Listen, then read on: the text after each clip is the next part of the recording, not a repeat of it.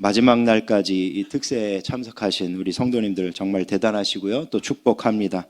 이번 특세를 계기로 새벽 기도도 깨우시고 또 금요 기도에도 참석하셔서 부르짖는 신앙 생활의 맛을 경험하시길 간절히 소망합니다. 그리고 뭐든지 몸의 습관이 되어야 열매를 볼 수 있는 것 같아요. 새벽 기도도 그렇고 은혜의 자리에 참석하는 것도 일종의 습관입니다. 예수님이 습관을 쫓아 기도하셨잖아요. 그래서 습관이 몸에 배어야 언젠가 열매를 보게 됩니다. 꼭 그런 열매를 경험하시는 한 해가 되길 간절히 소망합니다. 새해가 되었다는 건 우리에게 새로운 시간이 주어졌다는 것을 의미해요. 하나님이 지금 우리를 천국으로 부르시지 않는 이상 2026년은 새로운 시간으로 우리에게 주어진 거잖아요. 그렇다면 주님은 왜 우리에게 2026년을 새로운 시간으로 주셨을까요? 당연히 아무 목적 없이 주시지는 않았을 거예요. 또 단순히 우리가 잘 먹고 잘 살라고 주시지도 않았을 거예요. 잘 먹고 잘 사는 거 중요한 목적이긴 하죠. 하지만 그것이 우리 그리스도인들의 궁극적인 목적은 아니죠. 잘 먹고 잘 사는 거 중요한 목적이에요. 잘 먹고 잘 살아야 돼요. 근데 그게 우리 그리스도인들의 궁극적인 목적이 아니죠. 여기서 우리가 목적과 관련해서 구별해야 될 게 생기는 거예요. 목적이라고 다 같은 목적이 아니라는 거죠. 인생의 목적들이 다 같은 수준의 목적이 아니에요. 목적에는 수단적인 목적이 있고요, 궁극적인 목적이 있어요. 이렇게 목적을 앞으로는 생각하실 때 구분하셔서 생각하셔야 돼요. 아까 말씀드린 것처럼 잘 먹고 잘 사는 것은 중요한 목적입니다. 하지만 그것이 인생의 궁극적인 목적이 아니죠. 잘 먹고 잘 사는 것은 수단적인 목적이에요. 수단이 되는 목적. 그것보다 더 큰 목적을 위한 단계, 그것보다 더 큰 목적을 위한 수단이 되는 목적. 궁극적 목적을 성취하기 위한 수단이 되는 목적이라는 거예요. 우리가 잘 먹고 잘 사는 것을 통해서 이루려는, 잘 먹고 잘 사는 것을 통해서 이루려는 궁극적인 목적이 무엇일까요? 우리 그리스도인들 잘 먹고 잘 살아야죠. 근데 잘 먹고 잘 사는 것을 통해서 이루려는 궁극적 목적, 하나님의 영광. 오늘 본문을 다시 보세요. 먹든지 마시든지 무엇을 하든지 무엇을 위해서 하라고요? 하나님의 영광을 위하여 하라고 말합니다. 따라서 우리는 수단이 되는 목적들에 머물러 있어서는 안 됩니다. 그것은 안 믿는 사람들도 다 추구하는 목적이잖아요. 우리는 세상 사람들처럼 똑같이 공부하고 직장 생활하고 자녀를 키우고 사업을 합니다. 하지만 그것들이 우리 인생의 궁극적인 목적으로 주어진 것은 아니죠. 그것들은 무엇을 위한 수단일까요? 하나님의 영광을 위한 수단들이라는 거예요. 문제는 하나님의 영광에 대해 많은 성도들이 너무 편협하게 생각한다는 거예요. 성도님들 중에, 그리스도인들 중에 많은 경우는 하나님의 영광이라고 하면 교회에 나와서 봉사하고 불신자들에게 전도하는 것만 생각합니다. 틀리지 않아요. 교회에 나와서 봉사하고 불신자들에게 전도하는 것은 정말 귀한 하나님께 영광이 되는 일들입니다. 하지만 조금만 더 생각해 보면 문제가 있다는 걸 알 수 있습니다. 생각해 보세요. 우리가 교회에 나와서 봉사하는 시간은 과연 하루에 몇 시간이 될까요? 그나마 직장 생활하지 않는 성도님들은 매일 2-3시간 정도 나와서 예배드리고 봉사할 수 있어요. 직장 생활 하시는 분은 아예 그것도 못해요. 그 하루 24시간 중에 매일 해도 2-3시간일 뿐이라는 거예요.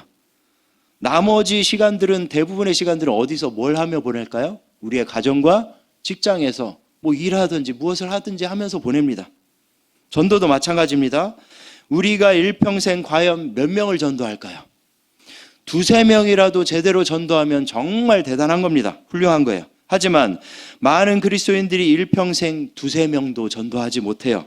따라서 우리가 하나님의 영광을 교회에서 봉사하는 것과 전도하는 것으로만 국한해서 생각하면 우리 인생 대부분은 하나님의 영광을 위해서 살지 못한다는 결론이 나오는 거예요. 우리 삶 전체를 생각해야죠.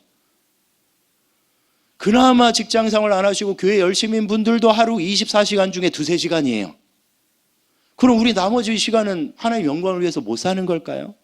제가 예전에 사역하던 교회에서 한 권사님이 엄청 한탄을 하시면서 저한테 이렇게 말씀하셨어요. 목사님, 저는 일 안 하는 다른 권사님들이 너무 부러워요. 그분들은 매일 교회 나가서 예배드리고 봉사하며 사는데 저는 직장 생활하느라 먹고 사는 게 너무 바빠서 그러지 못하는 게 너무 속상해요 라고 한탄을 하시더라고요. 어떻게 생각하세요? 그 권사님은 가정 형편이 어려워서 평생 직장 생활 하셨는데 그러면 평생 하나님의 영광을 위해서 못 사신 걸까요? 그렇게 따지면 형편이 어려워서 직장 생활 하셔야 하는 분들, 일하셔야 하는 성도님들은 얼마나 억울해요. 얼마나 억울해요. 따라서 우리는 하나님의 영광을 위해 산다는 개념을 우리 삶의 모든 영역으로 넓힐 필요가 있습니다. 물론 우선순위를 따지면 교회에서 봉사하고 전도하고 이런 것들이 훨씬 더 직접적으로 하나님께 영광이 되는 일이죠. 하지만 하나님의 영광을 위해서 산다는 개념을 그렇게 국한시키기만 하면 우리 삶 대부분이 허비가 되는 거예요. 이원화되는 거예요. 우리 삶의 모든 영역으로 넓혀서 우리 삶의 모든 영역이, 우리가 하는 모든 일이 하나님께 영광이 된다는 생각을 하셔야 합니다. 하나님은 교회와 전도라는 영역에서만 영광 받으시는 분이 아니에요. 우리 삶의 모든 영역에서 영광 받길 원하셔요. 그렇다면 우리의 교회뿐만 아니라 뭐도 이제 중요해질까요? 우리의 가정과 직장도 중요해지는 거예요. 가정에서 하나님의 영광을 위해 어떻게 살 수 있을까요? 그것은 매일 가정에서 하는 일들을 통해서요. 가정에서 뭔가 특별히 뭘 해서가 아니라, 물론 가정에서 시간 남을 때 골방에서 기도하고 찬양하고 하나님 영광 받으십니다. 근데 그거 그 하루 24시간 할 수 있는 거 아니잖아요. 가정에서 우리가 하는 일상적인 매일 하는 빨래하고 밥 짓고 청소하고 자녀를 돌보고 배우자를 돌보는 것, 바로 그것이 하나님의 영광을 위한 일이라는 거예요. 아유, 목사님, 그게 대단한 일이라고 하나님이 이미 영광 받으시나요? 목사님이 밥 삼시세끼 안 지어봐서 모르는데 그거 짓다 보면 엄청 지겨워요. 엄청 하기 싫어요. 그게 하나님의 영광을 위한 일이에요. 언젠가 제 아내가 그러더라고요. 당신은 언젠가 일이 끝날 일이 있을 거다. 목회라는 게. 언젠가. 근데 밥 짓는 건 평생 해야 된다. 당신 그거 생각해봤냐? 그거 생각 못 해봤거든요. 야, 이거 밥 짓는 일이 이게 보통 일이 아니더라고요. 평생 해야 되잖아요. 그러니까 우리가 이게 무슨 하나님의 영광이 될까? 이런 생각을 못 하게 되는 거예요. 오히려. 그러다 보니까. 하지만 잘 생각해 보세요. 밥을 짓고 청소하고 자녀를 기르고 배우자를 돌보는 것, 그것 때문에 우리의 가정이 지켜지는 것 아닌가요? 그래서 가족들이 우리 가정 안에서 하나님의 평안을 누리면서 행복하게 사는 것 아닌가요? 그리고 그렇게 가정에서 평안과 행복을 누려야 교회 봉사나 전도도 더 잘할 수 있는 것 아닌가요? 그러니 청소할 때 내가 왜 이걸 평생 해야 되나? 라고 한탄하면서 하거나 단순히 기분 전환을 위해서 하는 정도로 하지 마시기 바랍니다. 내 청소를 통해 가족들이 평안을 누리고 하나님을 위해서 좀 더 잘 살 수 있다면 이 청소도 하나님이 받으시는구나 라는 분명한 목적의식을 가지고 하시길 바랍니다. 빨래도 마찬가지고 밥도 마찬가지고 자녀를 양육하고 배우자를 돌보는 거 다 마찬가지예요. 그것들 모두 궁극적으로 하나님께 영광이 되는 일입니다. 우리가 여기까지 우리 의식이 미쳐야 매일 하는 이것들이 그냥 습관으로 혹은 내 기분에 따라, 아니면 이거 내가 도대체 왜 해야 돼? 이게 아니라, 그래, 이거 너무 작은 일이고 미미한 일처럼 보이지만 하나님께서 이것들을 통해서 우리 가족을 돌보게 하시고 평안을 누리게 하시고 궁극적으로 하나님이 영광 받으시는구나.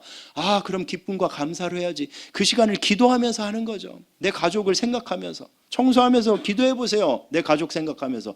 밥 지으면서 기도해 보세요. 내 배우자를 위해서. 그럼 얼마나 그 시간이 영광스러운 시간이에요. 기쁘고 감사한 시간이 되는 거죠. 직장에서도 마찬가지입니다. 어떤 그리스도인들은 일과 노동이 아담의 타락 때문에 주어졌다. 그래서 우리는 어쩔 수 없이 일해서 먹고 살아야 되는 처지로 전락했다라고 생각을 해요. 전혀 그렇지 않습니다. 하나님은 아담이 타락하기 전에도 에덴 동산을 경작하라고, 일을 하라고 일의 임무를 주셨어요. 그리고 생육하고 번성하라고 말씀하셨죠. 이걸 소위 문화명령이라고 하거든요. 그 명령에는 우리의 모든 일과 노동이 포함되어 있는 명령이에요. 물론 범죄로 인해 일과 노동에 고통이 더해진 건 사실이에요. 하지만 일과 노동 자체가 범죄의 결과는 아닙니다. 그렇다면 일과 노동 자체는 하나님의 영광을 위한 일이에요. 애초부터. 하나님은 왜 내가 어떤 물건을 생산하게 하실까요? 혹은 내가 어떤 것들을 판매하게 하실까요? 어떤 일들을 하게 하실까요? 내가 만든 그 물건, 내가 만든 것들은 누군가의 손에 쥐어져서 그 사람의 삶을 풍성하게 만들어요. 이롭게 만들어요. 또 나도 어떤 것들을 팔아서 내 가족을 건사하고 헌금도 하고 봉사도 하고 하나님을 위해서 사용할 수 있잖아요.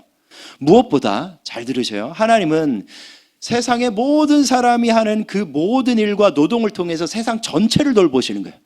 우리는 하나님의 관점으로 세상 전체를 늘 볼 줄 알아야 돼요. 세상 전체 수많은 사람들이 하는 모든 일들은 다 서로 엮여서, 사실 경제활동이란 게 그렇잖아요. 나는 내가 요 일만 하고 그 사람이 물건 팔아서 돈 받고 하루하루 살아간다고 생각하지만 그 돈은 돌고 일들은 다 엮여 있어서, 건축 하나만 봐도 그렇죠. 우리 예배당 새 성전 건축하고 있는데 저기에는 수많은 사람들이 엮여 있고 수많은 회사들이 엮여 있고 자재부터 그런 모든 것들이 다 엮여서 저 건물이 지금 이루어져 가고 있는 거예요. 그러니까 하나님은 그 모든 것들을 엮어서 이 세상을 운영하고 계셔요. 경륜하고 계셔요. 무엇을 위해서요? 당신의 영광을 위해서.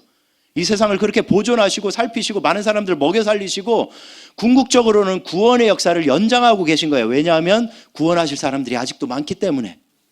이렇게 전체적인 관점으로, 하나님의 관점으로 세상에 돌아가는 일들을 볼 줄 알아야 돼요. 이래서 직장에서의 우리의 일은, 사업장에서 우리의 일은 하나님의 영광을 위한 일이에요. 그러니 아무리 직장에서 스트레스가 크고 치사한 일을 당해도 내가 어쩔 수 없이 먹고 살려고 일한다, 아니면 내 자식을 키우려고 일한다 라는 생각에서 멈추지 마시기 바랍니다. 그건 누가 하는 생각들이에요? 안 믿는 사람들이나 하는 생각들이에요.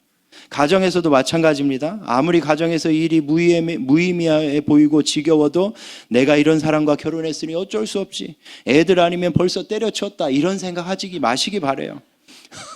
여기서 반응을 보이시면 그건 들킨 거잖아요. 그런 생각들은 인생의 궁극적인 목적을 모르는 세상 사람들이나 하는 거예요. 물론 밥 짓고 일하는 거 쉬운 일 아닙니다. 저는 가끔 그렇게 생각해요.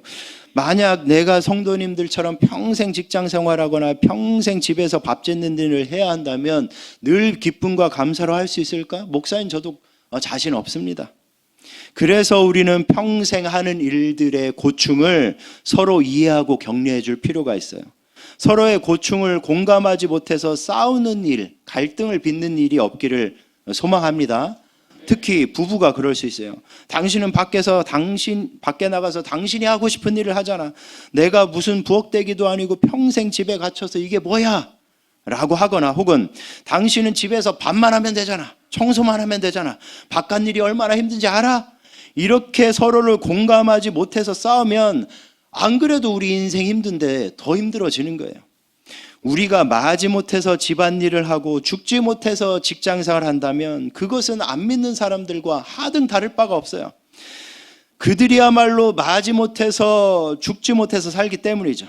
아니, 솔직히 어떤 고상한 불신자들은 나름 인생의 고상한 가치관을 가지고 고상한 목적을 이루면서 살기도 해요. 그래서 안 믿는 사람들 중에서도 세상을 바꾸는 위대한 위인들이 나오잖아요. 자기를 희생하는 위인들 나오잖아요. 그런데 우리 그리스도인들이 마지못해 살아간다면, 죽지 못해 살아간다면 우리를 구원하신 하나님의 마음이 얼마나 슬프실까요? 나는 너를 그것 때문에 부른 게 아닌데, 나는 너를 그것 때문에 가정에 둔 게 아닌데, 그 가정에 둔 게 아닌데, 나는 너를 그것 때문에 그 직장에 둔 게 아닌데 너는 왜 이렇게 내 마음 모르니? 얼마나 슬퍼하실까요? 잊지 마시기 바랍니다. 하나님은 우리 삶의 모든 영역을 통해 영광 받으십니다. 그러니 올해에는 무슨 일을 하든지 목적의식을 분명히 하시기 바랍니다. 이 모든 일은 나를 사랑하셔서 나를 구원하신 하나님께 영광이 되는 일이야. 남들은 알아주지도 않지, 내가 이거 하는 거 사소하게 보겠지. 그러나 하나님은 보고 계셔. 하나님은 여기에 나를 심으셔서 이 일을 하게 하셔서 영광을 받고 계셔. 주님, 당신의 영광을 위해서 내가 이 일을 기쁨과 감사와 보람으로 감당할 수 있게 도와주세요. 그런 마음으로 올 한 해 사시길 예수님의 이름으로 축원합니다.